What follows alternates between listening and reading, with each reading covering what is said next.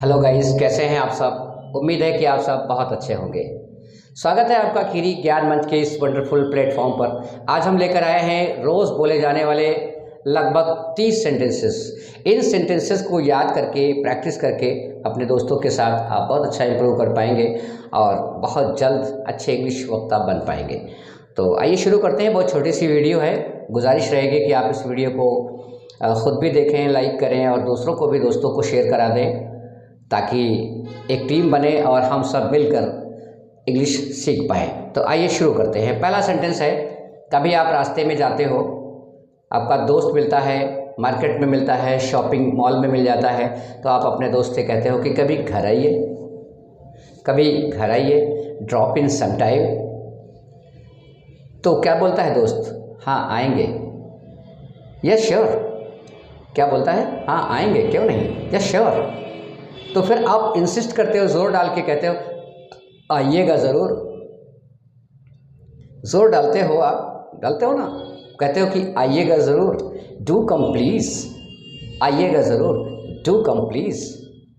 यहाँ आइए, come over here please. वहाँ जाइए, गो ओवर देयर प्लीज़। आओ, आओ, फोर्सली बोलते हैं ना, आओ, डू कम, जाओ, डू गो। आप घर पहुंचते हो, आपकी भूख लगी हुई है, आप स्कूल से आते हो या कहीं मार्केट से आते हो, काम से आते हो, मम्मी से बोलते हो मम्मी मुझे बहुत भूख लग रही है, मुझे भूख लग रही है, I am feeling hungry. Mummy बोलती है क्या खाओगे, क्या खाने में पसंद है, क्या चीज़ अच्छी लगती है तुम्हें, what would you like to have, what would you like to eat. Eat भी यूज़ कर सकते हो, हैव भी यूज़ कर सकते हो। बेहतर ये रहेगा हैव यूज़ करो। What would you like to have, क्या खाओगे, मुझे कबाब बहुत पसंद है। कबाब समझते हैं आप? कबाब मोस्टली मीट के छोटे छोटे टुकड़े हैं, उसमें बेसन वगैरह मिला करके बनाया जाता है। दाल के भी बनते हैं, कई और चीज़ों के भी कबाब बनते हैं। तो मीट के कबाब को मिन्स केक बोलते हैं। ज़्यादातर प्रचलित है कबाब मीट के। मुझे कबाब खाना बहुत पसंद है, ठीक है। I love mince cake. Mince cake means कबाब, मुझे कबाब बहुत पसंद है। I love mince cake. अच्छा, आपने नाश्ता कर लिया? Have you had your breakfast. Breakfast, breakfast नहीं बोलते हैं कभी भी। Have you had your breakfast, आपने नाश्ता कर लिया? हाँ मैंने नाश्ता कर लिया, यस आई हैड। और अगर आपने अभी तक नाश्ता नहीं किया होता है तो उस समय क्या बोलते हैं? नो नॉट येट, नहीं मैंने अभी तक नाश्ता नहीं किया है, नो नॉट येट। चलो साथ में नाश्ता कर लेते हैं, let's have breakfast together, let's have breakfast together. चलो साथ में बैठकर नाश्ता कर लेते हैं। आज मुझे दावत में जाना है। Today I have to attend a party. Party means होता है दावत। Today I have to attend a party, आज मुझे दावत में जाना है। ठीक है, इतना समझ में आया है ना? शानदार sentences. Let's move to the next. भूख लगी है, आप घर पे आए और घर पहुँचे, मम्मी से क्या बोल देंगे? मम्मी खाना लगा दो। तो खाना लगाने का मतलब क्या है? हमारे जो भारतीय परंपरा है, यहाँ पर एक बेहतरीन दस्तरखान बिछाया जाता है और वहाँ पर खाने की चीज़ें ला के रखा जाता है और बैठकर सभी लोग खाते हैं एक साथ। इसे बोलते हैं खाना लगा दो। लेकिन इंग्लिश चूँकि हमारी भाषा नहीं है, हमारी ज़ुबान नहीं है, तो इसमें हमारी पद्धतियाँ भी, हमारे संस्कार और हमारी संस्कृति भी कम शामिल हैं। विदेशों में खाना लगाने को क्या बोलते हैं? विदेशों में खाना खाने की जो परंपरा है वो टेबल पर बैठकर खाने की परंपरा है। लोग टेबल पर बैठते हैं, है ना, और वहाँ खाते हैं। तो उसी परंपरा को ध्यान में रखते हुए इंग्लिश का एक सेंटेंस है कि खाना लगा दो, ले द टेबल प्लीज़। ले द टेबल प्लीज़ यानी टेबल को, डाइनिंग टेबल को खाने से सजा दो। ले द टेबल प्लीज़, खाना लग चुका है। The table has been laid, the table has been laid. कोई आए और आपसे बोले कि खाना खाने का समय हो गया है, तैयार हो जाओ, खाना खाने का समय हो गया है, तैयार हो जाओ। It's time for dinner, get ready. It's time for dinner, get ready. Dinner का मतलब शाम का खाना। अब भारत में हम लोग ज़्यादातर शाम के खाने को वरीयता देते हैं, क्योंकि शाम को खाना खाने के बाद इत्मीनान से सोते हैं, रेस्ट करते हैं, आराम करते हैं। दिन में आपाधापी रहती है, भाग दौड़ रहती है, तो सुबह के खाने को जो हम लोग उसे ब्रेकफास्ट बोलते हैं, और दोपहर के खाने को लंच बोलते हैं, और शाम के खाने को डिनर बोलते हैं। खाना खाने का समय हो गया है, तैयार हो जाओ, it's time for dinner, get ready. ठीक है, खाना खा रहे हैं, आपके साथ में कई और लोग खाना खा रहे हैं, कोई मेहमान है। तो कई बार हम लोग मेहमान से पूछते हैं ना, मेहमान नवाजी करते हुए उससे कहते हैं कि कुछ और लीजिए, कुछ और लीजिए, बोलते हैं ना हम लोग मेहमानों से। तो क्या बोलेंगे? Have something more please, have something more please.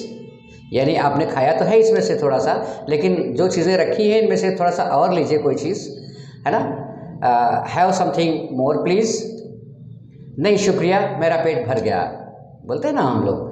मेहमानी जाते हैं या कोई मेहमान आता है और मेज़बान कहता है कि कुछ और लीजिए, तो हम लोग कहते हैं कि नहीं शुक्रिया पेट भर गया, है ना। No thanks I am full, no thanks I am full. I am full का मतलब होता है मेरा पेट भर गया, और नो थैंक्स का मतलब होता है कि नहीं अब मुझे और नहीं लेना है। और थैंक्स इसलिए बोलते हैं कि भाई उन्होंने पूछा तो उनको शुक्रिया तो बनती है। अगर आपसे कुछ कोई पूछ ले कुछ खाने के लिए या कुछ और खाने के लिए, तो फिर शुक्रिया का हकदार तो वो हो गया। इसलिए ये संस्कारिक भाषा है, no thanks I am full, नहीं मुझे अब और कुछ नहीं चाहिए, आपका बहुत शुक्रिया मेरा पेट भर गया है। ठीक है, अच्छा खाना खा रहे हैं बैठ करके और चावल की डिश रखी है, तो कई बार उस डिश को उधर खिसकाना होता है, तो हम लोग कहते हैं कि ये चावल की प्लेट है, थोड़ा उधर खिसका दो। क्या बोलेंगे? Pass the dish please, pass the dish please. और अगर उधर रखी है उधर से इधर लाना है, तो भी हम पड़ोस में बैठे वाले व्यक्ति से कहते हैं पास द डिश प्लीज़। इधर लाना हो तो भी वही सेंटेंस बोलेंगे, और उधर खिसकाना हो उधर बढ़ाना हो तो भी वही सेंटेंस बोलेंगे। इशारा करेंगे पास द डिश प्लीज़, यानी कि ये चावल की प्लेट इधर दे दो, और उधर देना हो तो बोलते हैं पास द डिश प्लीज़, यानी इसे उधर दे दो। अपने हाथों के एक्सप्रेशन से जो बॉडी लैंग्वेज है इसका भी ध्यान रखना है कि अकॉर्डिंग टू सेंटेंस हमको अपने हाथों के इशारे करने हैं, और चेहरे पर उसी तरह के एक्सप्रेशंस भी लाने हैं। भाषा का यही मतलब होता है, जब तक एक्सप्रेशन चेहरे पर नहीं आएंगे, आपके हाथों का मूवमेंट इस तरह से नहीं होगा, तब तक उस बात का, उस सेंटेंस का असर नहीं होगा, और वो बेमायना समझी जाएगी, वो बहुत ही कमज़ोर माना जाएगा। इसलिए ये बहुत ज़रूरी है कि according to word, according to situation, according to sentence, bring the expression on your face and move your hands please. Okay, understand? Let's move to the next. आज मुझे खाना खाने के लिए बाहर जाना है, आज मुझे खाना खाने के लिए बाहर जाना है, तो क्या बोलेंगे? I will dine out today, या फिर टुडे पहले भी लगा सकते हैं, today I will dine out. आज मुझे खाना बाहर खाने के लिए जाना है, today I will dine out. ठीक है, डाइन आउट, आज मुझे खाना खाने के लिए बाहर जाना है। अच्छा खाना खा लिया तो मेज़बान एक बार क्या बोलता है मेहमान से, कहता है कि अरे आपने तो कुछ खाया ही नहीं। मुझे लगता है ये एक सज़ा है, खाना खा लिया पेट भर भर करके और खूब खिलाया भी है, और उसके बाद वो बोलते हैं कि अरे आपने तो कुछ खाया ही नहीं।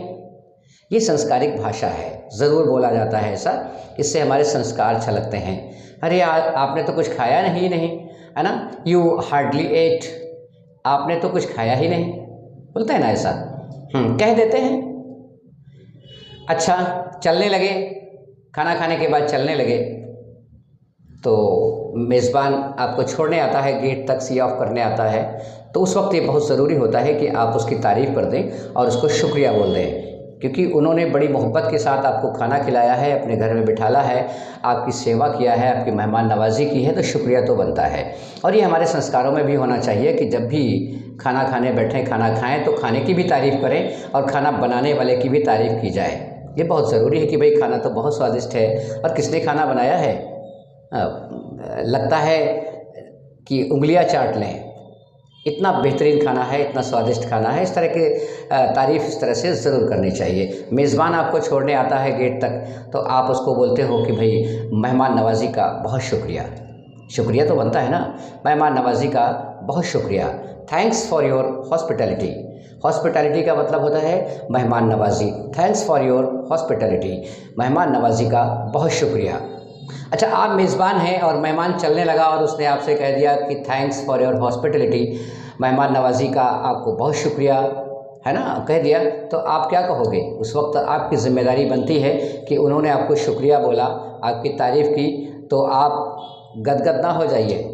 ऐसा ना हो कि आप फूले ना समाएं, ऐसा नहीं है। फ़ौरन आपको जवाब देना है, मुझे शर्मिंदा ना करें प्लीज़, मुझे शर्मिंदा ना करें, please don't embarrass me, please don't embarrass मी।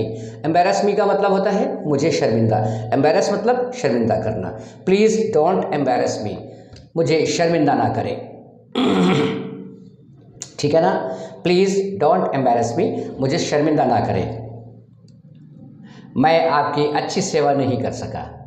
अरे भाई, आप मुझे शर्मिंदा ना करें, मैं तो आपकी अच्छी सेवा नहीं कर सका। I could not entertain you properly. कैसे बोलेंगे? I could not entertain you properly, मुझे शर्मिंदा ना करें, मैं आपकी अच्छी सेवा नहीं कर सका। I could not entertain you properly. हो गई बात।